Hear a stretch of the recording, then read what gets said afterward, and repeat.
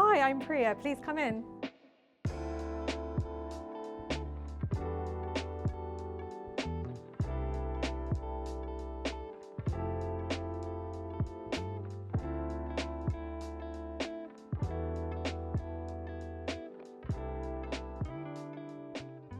One of my favourite objects in the house is this chair. I really love the colour, and I've been quite specific about colour within the house. It's kind of comprised of a single line, and it's inspired by this cult 1970s Italian cartoon called La Linea.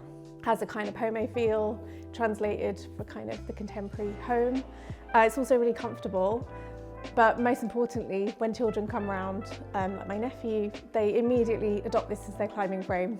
And I think what better a symbol of fun in furniture than how children embrace it and play with it. I think wherever you put it in the house, it doesn't look wrong. It just has this wonderful ability to kind of morph into its surroundings.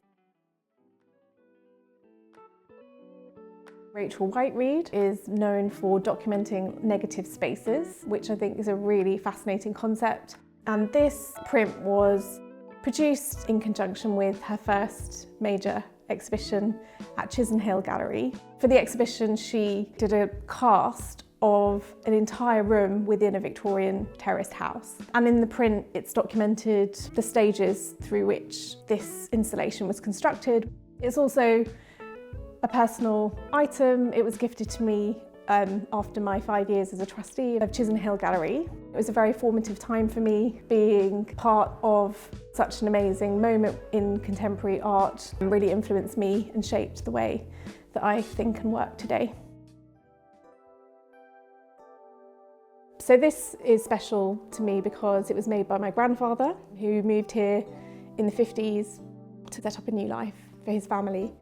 And he basically did DIY classes in order to make furniture. I didn't imagine bringing it here initially, but once we had decorated this room, I just really felt like it was missing something old. Functionally, it just works. It's very versatile, it moves around, and somehow the size just seems to fit well. Sometimes we have visitors and they ask, "Oh, are you going to get a new coffee table?" But generally, the answer is no. This is a recent acquisition. I really like it for its gridded form, which just gives the space a really wonderful shape. It forms a kind of cabinet of curiosities. I'm able to hide away lots of things in there. For example, just open one. This is my grandmother's crystal. I know that people tend to have quite stylized shelves, and there are lots of Instagrammers who are very good at this. But you know, for us, this is a home, a space that we use. So these shelves are quite functional, but there are also some artworks here as well. Sometimes it's a little messier, sometimes it's a little tidier.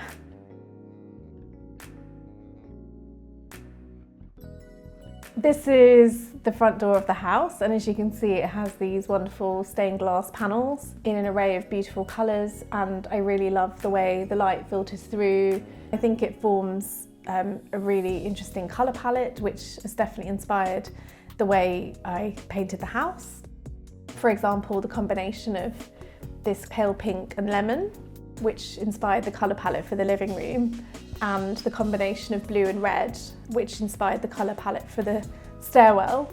I'd always wanted to live in a house that had period features, and then I wanted to kind of offset that with contemporary furniture, I think, and contemporary design. When we moved into this house, it was painted grey and light grey. I think the idea of the bold stairwell, I had seen a couple of architects in London doing that in quite different ways.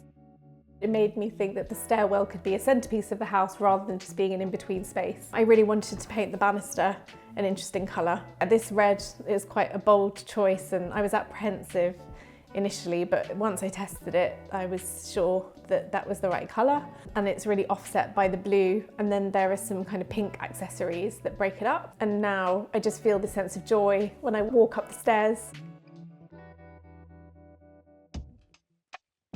So we're sitting in my office, which is where I spend a lot of time working when I'm not at the museum.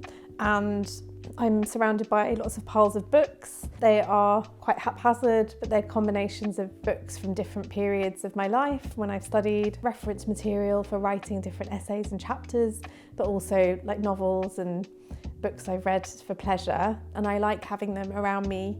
They inspire me and they also make me feel at home. I tried having this as quite a pristine space when we first moved into the house, but I found I wasn't able to concentrate. I've got used to them around me and I think this is the way it should be. I think books form part of who you are, they form part of your DNA.